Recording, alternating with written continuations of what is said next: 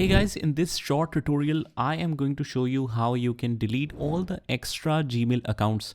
If we click here, you might see a lot of email accounts here, and let's say you're not using that and it's pain in the ass how you can simply remove that.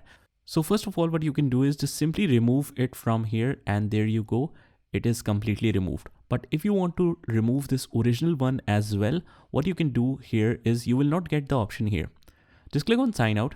And once you are signed out from here, if you want to delete the single email account that you had logged into, just click on remove account. And from here, you can remove this one along with the other ones as well, but you have to click it one by one and you can delete it from your Chrome browser. So that's pretty much it, guys. This is how you can remove all of the email that is extra and as is mentioned in Chrome browser.